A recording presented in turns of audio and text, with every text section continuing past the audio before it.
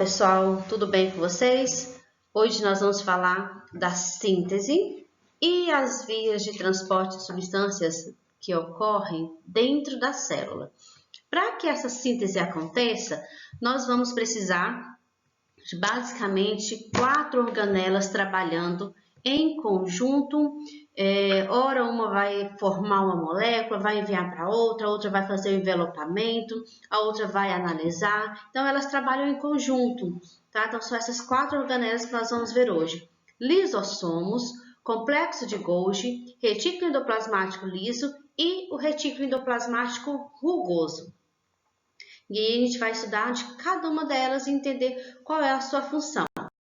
Bom, antes de entender, de a gente entrar especificamente em uma delas, só queria comentar com vocês que existe uma relação funcional entre os retículos, né, o endoplasmático liso e rugoso, o complexo de Golgi e o lisossomo.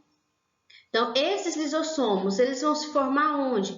Aqui nessa face de maturação do complexo de Golgi. E aí ele vai ser lançado ali no citoplasma, e aí ele encontra uma vesícula endocística que saiu do complexo de Golgi, que saiu do retículo endoplasmático, e aí ela vai se fundir com essa outra vesícula e vai formar um vacúolo digestivo, né, que contém várias enzimas digestivas dentro de uma célula. Ocorre nesses lisossomos, vão acontecer a digestão dessas partículas captadas, né, quando a célula fagocita, né, ou endocitose, né, a fagocitose, lembrando que é a entrada de substâncias mais sólidas, maiores dentro da célula, e a endocitose, você vai ter aquela entrada de substâncias. Então, por ação de enzimas hidrolíticas, provenientes dos lisossomos. Então, ela vai fazer todo esse processo de digestão. E aí você tem a hidrólise dessas partículas. Então, aí você tem esses açúcares simples, os aminoácidos, os monômeros, e aí então eles vão passar de onde? Lá do hialoplasma, né, do citoplasma, que é essa parte aqui da célula, onde está aquela parte aquosa, para dentro dessas organelas, aí ele vai ser digerido, vai ser quebrado, vai ser sintetizado em moléculas, vai ser quebrado em alguns nutrientes, volta para o hialoplasma. Então, isso é um ciclo contínuo de substâncias. Os resíduos, o que são feitos com esses resíduos? Eles são jogados para fora da célula lá, por meio da exocitose. Você tem aqui a célula que você dá para ver aqui todas essas organelas juntas, né? Tem aqui o retículo endoplasmático rugoso, esses pontinhos pretos aqui são os ribossomos. E aí você tem as vesículas de transporte que vai carregar a substância lá desse retículo endoplasmático rugoso para o complexo de Golgi. Aqui eles serão distribuídos, analisados, envelopados em vesículas. Eles são enviados aqui para fora e formam essas vesículas. Quando elas se tornam mais velhas, elas vão acumulando enzimas, elas vão se tornando aí os vacúolos digestivos, o vacúolo autofágico ou os lisossomos. Então, esse processo digestivo, ele é um ciclo, né? Então, de uma organela, retículo endoplasmático rugoso, ele vai passar para outros locais e aí você vai ter a entrada e saída de substância. Nesse caso aqui, você está vendo a saída dessa substância, ou ela pode estar entrando, aqui no caso ela está entrando, e aí ela entra aqui por meio de uma fagocitose, e ela vem para esse vacúolo digestivo, e aqui você vai ter o material que foi digerido, que a célula não quiser mais, ela vai jogar para fora por meio da exocitose. Os lisossomos. Então, os lisossomos são essas pequenas bolsas aqui, ela é revestida por uma membrana. Essa membrana ela é lipoproteica, arredondada. Ela vai estar presente praticamente em todas as células eucariontes, que vai conter uma grande quantidade de enzimas. É responsável pela função da digestão, e essa digestão vai ser o quê? O que é a digestão? A digestão, você pega uma molécula grande e você quebra ela em moléculas menores. Nós humanos, onde começa a nossa digestão? Na boca. Então, quando eu coloco uma comida na minha boca e eu começo a mastigar, Eu começo o meu processo digestivo. Por quê? Porque na minha boca a saliva, ela tem elementos que começam a degradar aquilo que eu estou comendo. Ele vai derreter aquilo que eu estou comendo. E aí eu mastigo e quebro em partículas menores. Então, a digestão é isso, é você ter uma molécula grande e você quebra ela em moléculas menores.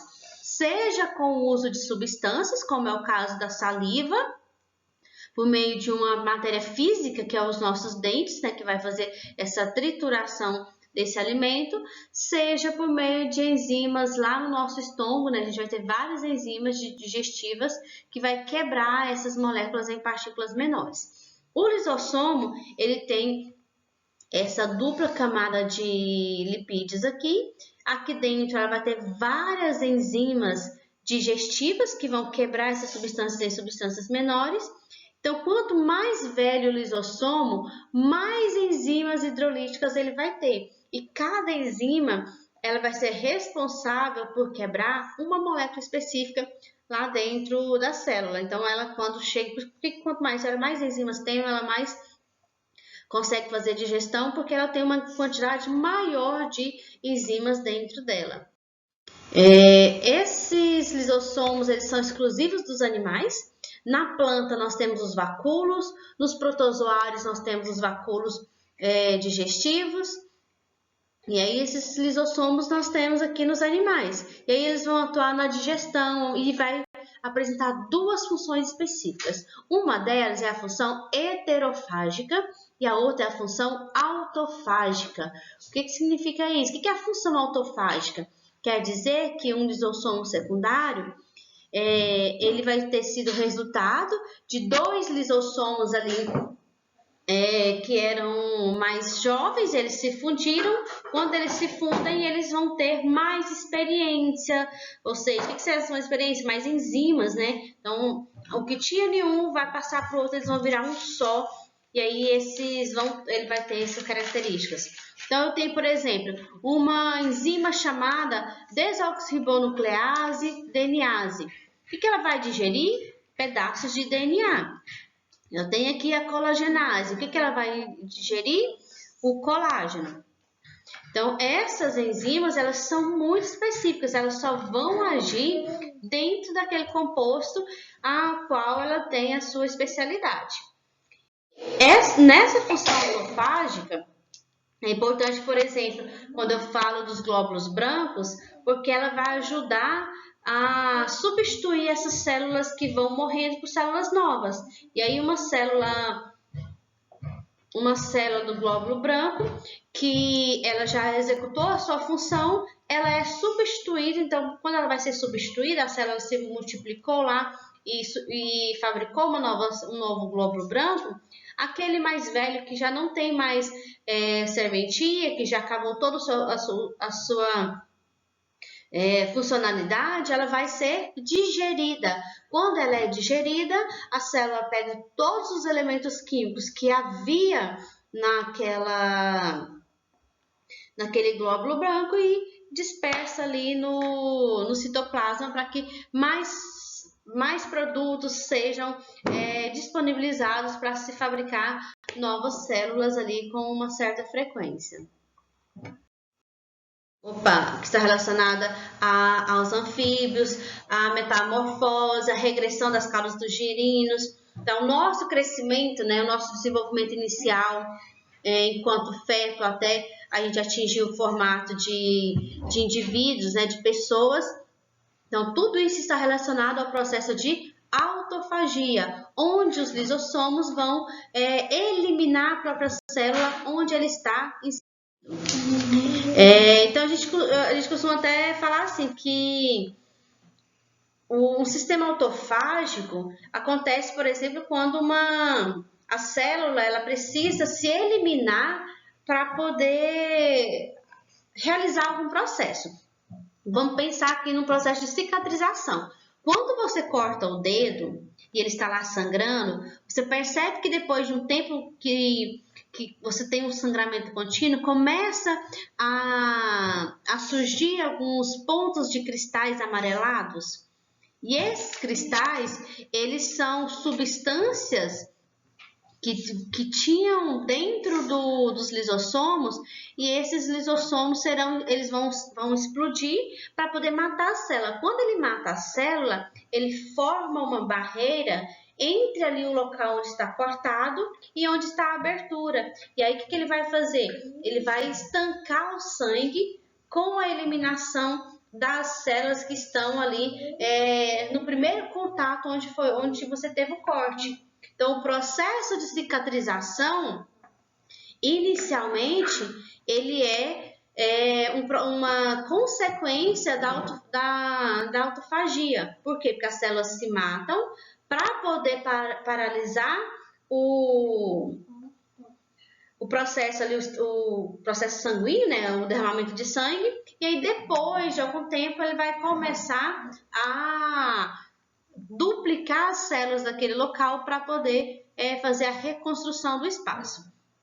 E tem um ponto interessante, quando começa a se reconstruir as células desse local, é como se você sentisse, no processo de cicatrização, coça o local. Por quê? Porque as células estão tentando eliminar as células mortas.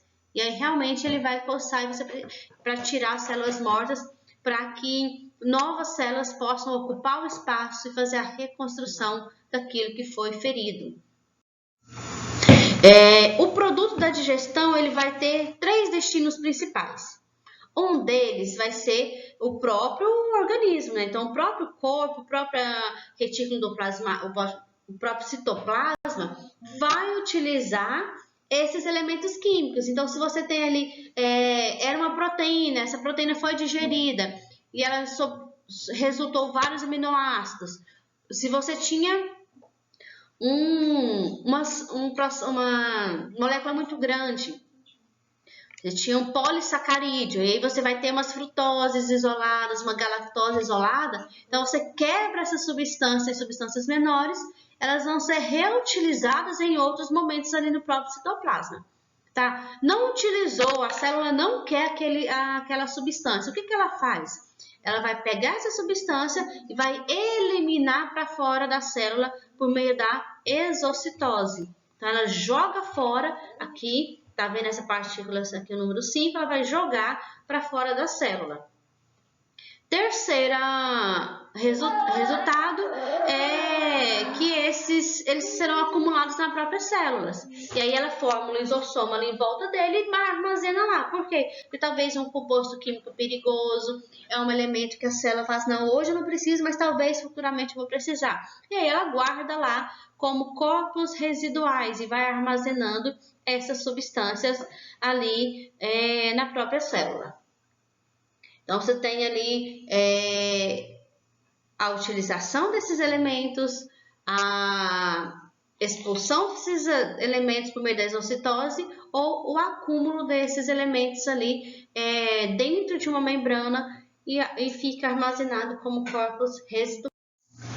Bom, então nós vimos sobre os lisossomos. Agora, nós vamos falar sobre o complexo de Golgi.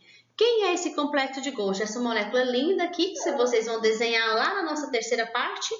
Então, a terceira parte da nossa lista de exercícios tem esses elementos e eu peço para vocês desenharem. E aí, quem foi Golgi, né? Golgi foi um citologista, né? Estudava células. E no trabalho dele, de Camilo Golgi, ele vai visualizar essa organela. E aí ele vai começar a estudar, falar, nossa, tem uma organela diferente aqui. Ela parece um monte de saco achatado com várias moléculas junto com ele. E aí ele vai falar assim, ó, isso aqui tem uma função específica. Quando ele faz a análise dessa organela, ele percebe que ele tem muito açúcar dentro dele. E aí ele percebe que o complexo de Golgi é a organela responsável pela síntese de carboidratos. É aqui que vai ser fabricado a maior parte dos carboidratos, principalmente daqueles disacarídeos e polissacarídeos. Os monossacarídeos chegam até o complexo de Golgi e o complexo de Golgi vai manufaturar, né? Ele vai organizar as moléculas maiores de açúcares. E aí você vai ter várias, tá vendo aqui as vesículas, essa aqui é a face cis, deixa eu pegar aqui, você tem a entrada de substâncias. Então, o monossacarídeo entra aqui nessa face cis e aí ele vai sair pela face trans. Nessa face trans ele já vai sair já envelopado e organizado. Aqui você entra uma frutose e aqui sai um polissacarídeo para que a célula utilize de alguma forma. Então, são as duas formas que existem de organização desse complexo de Golgi. Dá para ver aqui esse saco achatado? Isso aqui eles chamam de dictiossomos, que é uma organização. Então, os açúcares eles vão passar por toda essa parte interna aqui até sair pela face trans. Aqui você tem, são várias membranas achatadas. Lembrando que a membrana ela é fosfolipídica, possui duas camadas de lipídios, onde a cabeça é polar e a cauda é apolar. Quais são as principais funções do complexo de Golgi? Armazenamento de substâncias, transformação, porque ele vai pegar, lembra que eu falei? Pega uma molécula, um monossacarídeo e transforma ele em disacarídeo ou polissacarídeo. Empacotamento, porque ele vai organizar esse carboidrato. Aí ele vai organizar só carboidrato? Vai fazer remessa só de carboidrato? Não. Ele faz também de outras substâncias. No entanto, ele sintetiza, a síntese é feita apenas de carboidratos. O empacotamento, as remessas, podem ser de proteínas, podem ser de lipídios, pode ser de outra substância que foi resultado ali dos retículos endoplasmáticos ou do próprio lisossomo. Ele vai pegar essa molécula, vai envelopar ela, né, colocar uma membrana em volta dela e vai lançar lá para o citoplasma. Também modifica proteínas, tá? Eu tenho aqui uma proteína. Essa proteína ela foi fabricada lá no retículo endoplasmático rugoso e aí ela vai ser encaminhada por meio do complexo de Golgi e esse complexo de Golgi vai envelopar essa proteína e vai direcionar ela até chegar no seu caminho. Porque a gente costuma dizer também que o complexo de Golgi funciona como se fosse o correio ali da célula. Tá? Ele recebe a correspondência e ele encaminha essa correspondência para o local adequado, para o endereço adequado ali dentro da célula. A proteína vai lá para o sistema de transporte da membrana plasmática. Então, ela vai envelopar essa proteína e vai direcionar a proteína lá para a membrana plasmática. E aí ela vai fazer isso com todas as substâncias que chegam até ela. Ela pode também juntar as substâncias. O que ela vai pegar? Ela pega a gente chama de glicolização, fosforilação, sulfatação, hidroxilação. Ela pode misturar essas substâncias ali e fazer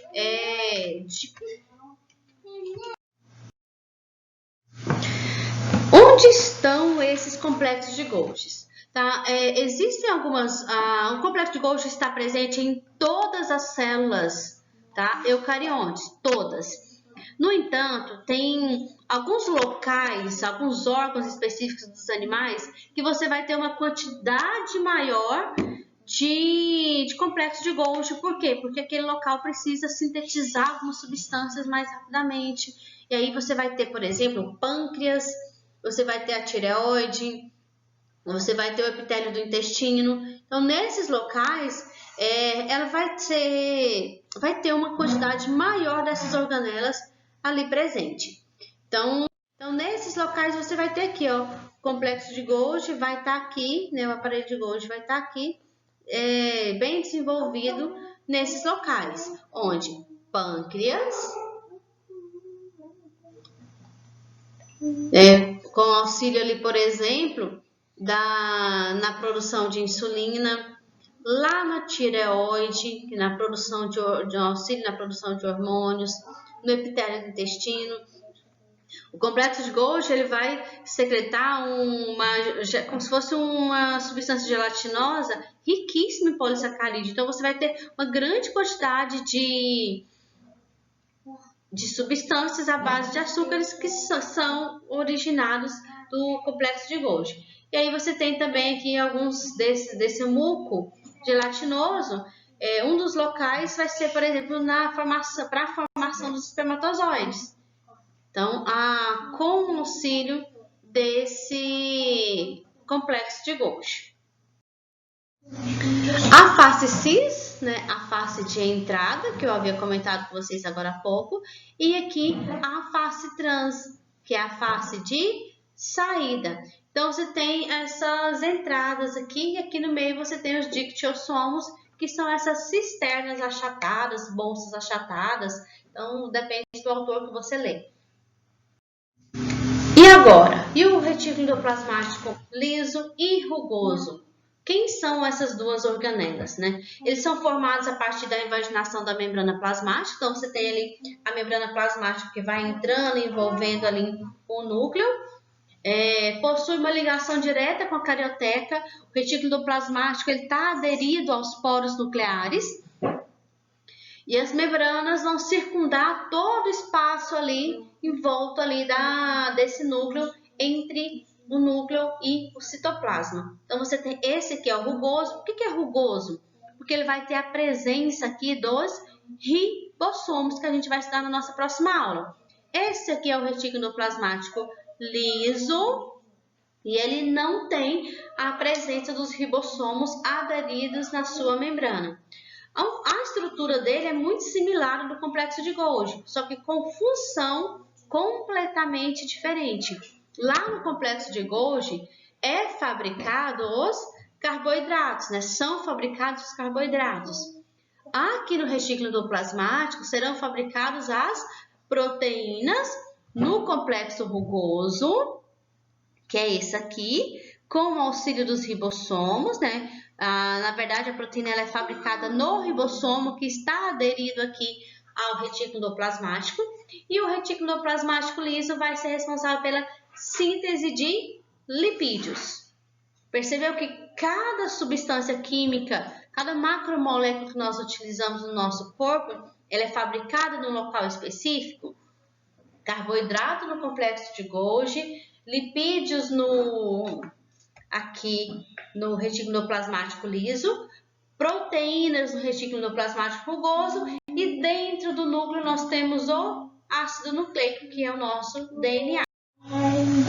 Aqui ele tem uma outra imagem. Essa aqui é uma imagem de uma célula visualizada em microscópio eletrônico. A membrana é esse formato aqui, né? Olha aqui dentro deles como que ele é a constituição. Várias invaginações, várias dobras, né, que a gente chama de cisternas, dentro dessa rede de canais interligados.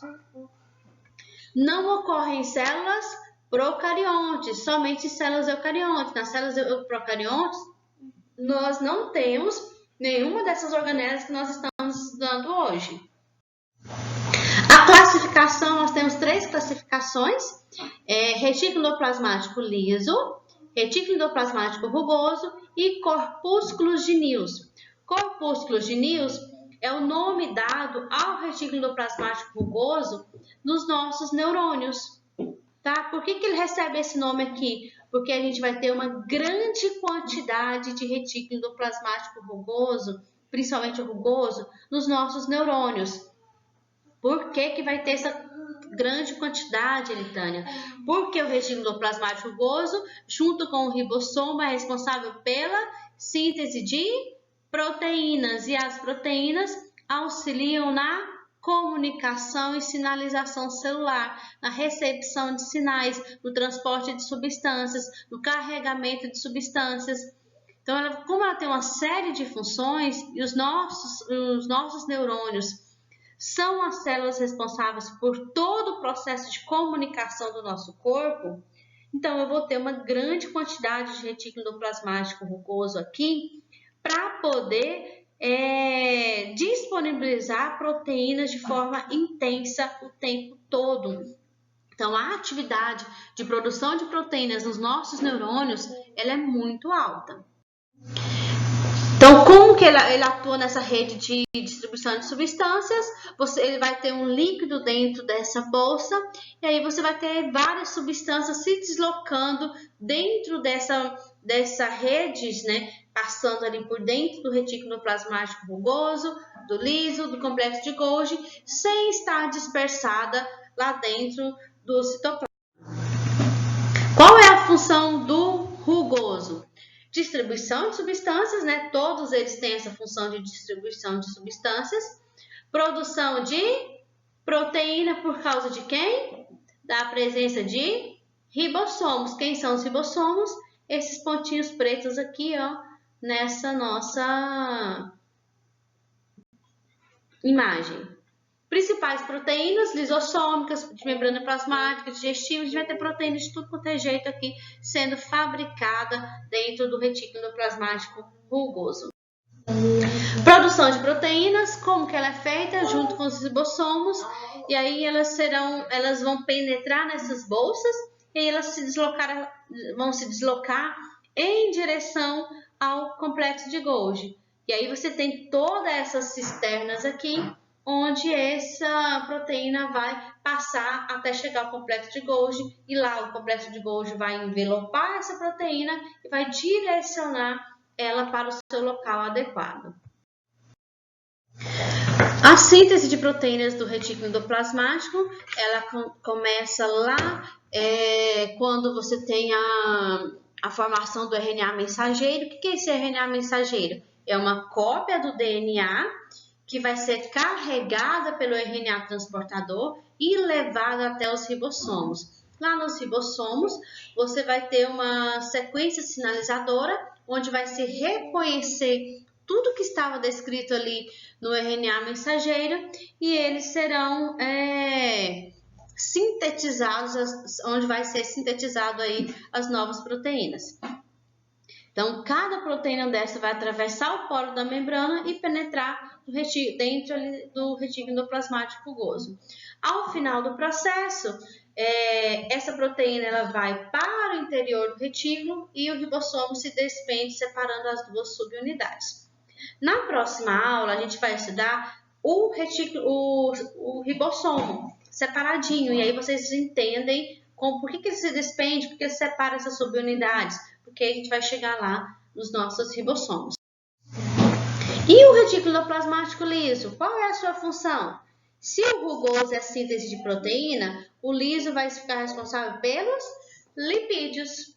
É aqui no retículo endoplasmático liso que serão fabricados os lipídios, onde vai haver a síntese de lipídios. Você vai ter um ácido graxo simples e depois ele vai ficando complexo, vai se misturando, vai formando ali as moléculas mais complexas de lipídios. Produção dos hormônios sexuais, aí a gente tem a produção de progesterona, estrógeno, a testosterona, vai auxiliar no armazenamento de cálcio, que é uma função muito específica no nosso corpo. Por quê? Porque eles armazenam esse cálcio aqui dentro, e o cálcio é um dos elementos responsáveis da nossa contração muscular. Tanto cálcio quanto potássio. E aí entra assim, quando eu estou movimentando os meus braços e eu estou com uma baixa disponibilidade de cálcio, baixa disponibilidade de potássio, o que acontece no meu corpo? Eu começo a dar câimbras, né? A minha musculatura, ela não consegue se movimentar, se esticar da forma adequada. Há uma interrupção no tempo de comunicação entre o meu músculo e o meu cérebro, para que haja esse processo de contração. Então, se eu tenho um local que armazena esse cálcio, eu consigo fazer esse acúmulo, e aí ele vai disponibilizando aos poucos, eu consigo movimentar a minha musculatura normalmente. Outro ponto, outra função do retículo endoplasmático liso é a distribuição de substâncias, né, que auxilia ali a canalização com o rugoso e o complexo de Golgi. E outra função específica dele é a desintoxicação do álcool.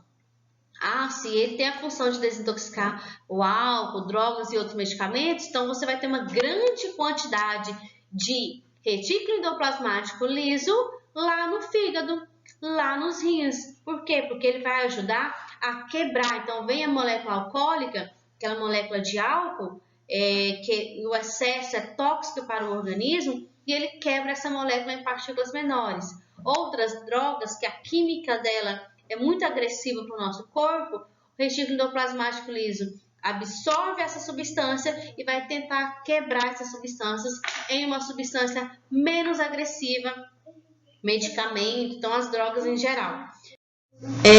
A produção de lipídios, né? Só pontuei aqui que a gente tem os testículos, que vai ter uma grande quantidade de lipídios para poder auxiliar na fabricação aí dos esteroides responsáveis aqui pelos hormônios sexuais.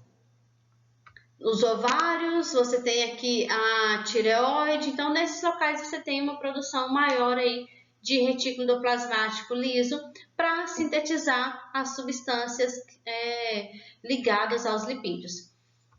O colesterol, o ácido graxo, então todos aqui você vai ter nesses locais, a hipófise, paratireoide, tireoide, o pâncreas, os suprarrenais, o rim, então todos esses locais serão locais de uma quantidade maior de disponibilidade de retículo endoplasmático liso. Desintoxicação, eu comentei agora há pouco, né? Então, o retículo endoplasmático liso auxilia na desintoxicação. Aqui eu tenho, por exemplo, um fígado hepático, um fígado normal e um fígado gorduroso. Então, esse aqui, que é a esteatose hepática, então, excesso de gordura no meu fígado. Então, quer dizer que o meu fígado ele não está funcionando bem a ponto de estar com a produção de lipídios descontrolada. E aí o excesso de gordura impede a filtragem normal da água. E aqui eu tenho uma cirrose hepática, que é outra doença relacionada aos nossos fígados, que tem relação direta com o retículo endoplasmático. Então, o nosso retículo endoplasmático, com uma quantidade X de medicamentos, ele consegue ir quebrando, mas com o excesso dessa substância, excesso de álcool, excesso de drogas, o nosso corpo ele para de conseguir quebrar essas substâncias.